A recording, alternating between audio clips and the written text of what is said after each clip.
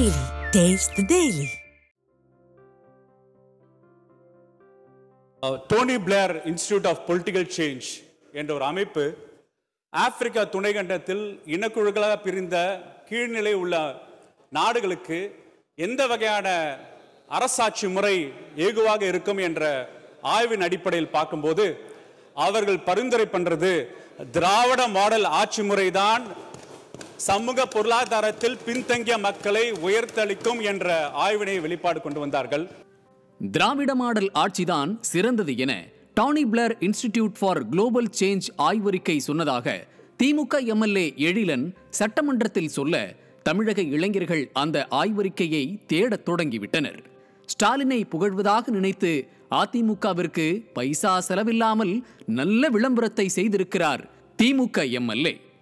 Dhoni Blair institute for global change என்ற நிறுவனம் ஆய்வறிக்கை வெளியிட்டது உண்மைதான்.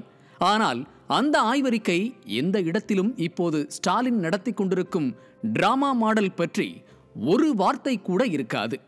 காரணம், அந்த ஆய்வறிக்கை வந்தபோது இந்த டிராமா மாடல் அரசு ஆட்சியிலேயே இல்லை. ஆம், 2020ஆம் ஆண்டுதான் அந்த ஆய்வறிக்கை வந்தது. 1960 முதல் 2015 வரை தமிழ்நாடு உத்தரப்பிரதேசமும் எப்படி வளர்ந்திருக்கிறது, எதனால் வளர்ந்திருக்கிறது என அதில் குறிப்பிட்டிருப்பார்கள். அந்த ஆய்வறிக்கையில் அவ்வப்போது கருணாநிதியை தமிழக மக்கள் முதல்வராக்கியதால் அவரது பெயரும் வந்து போகும்.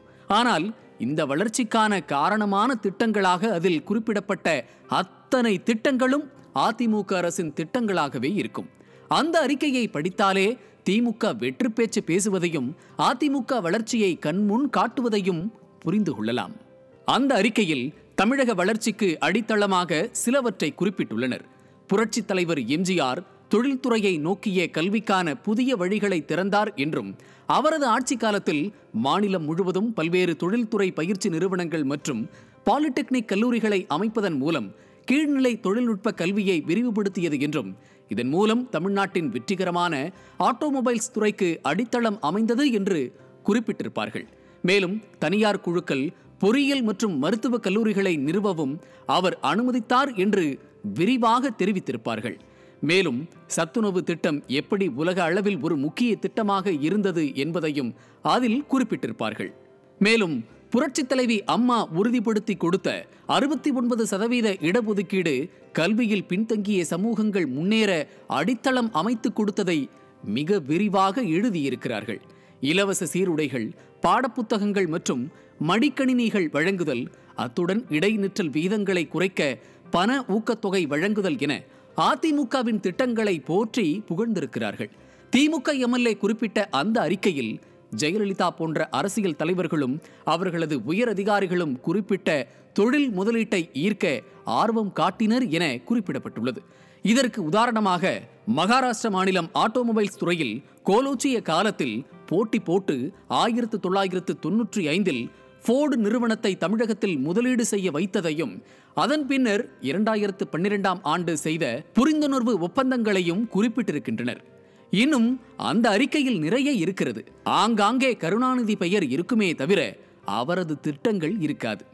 காலம் காலமாக அதிமுகவின் சாதனைகளுக்கு ஸ்டிக்கர் ஒட்டியே பழக்கப்பட்டவர்கள் இப்போதும் ஸ்டிக்கர் ஒட்டுகிறார்கள். Tony Blair institute for global change ஆய்வறிக்கையில் திராவிட அரசியலை புகழ்ந்திருக்கிறார்கள். அது 31 ஆண்டு காலம் இந்த மண்ணை ஆண்ட அதிமுக என்னும் திராவிட கட்சியின் சாதனையே தவிர அதில் கருணாநிதி திமுகவிற்கு பங்கு இல்லை. எழிலன் சொல்வது போல திராவிட மாடல் என்ற பெயரில் போலியாக விளம்பரம் செய்யும் ஸ்டாலினின் திமுகவிற்கும் பங்கு இல்லை. முடிந்தால் மக்கள் அனைவரும் அந்த ஆய்வறிக்கையை படிக்க வேண்டும். எதிர்வரும் தேர்தலில் ஏன் அதிமுகவிற்கு வாக்களிக்க வேண்டும் என்ற கேள்விக்கான பதில் அதில் இருக்கிறது.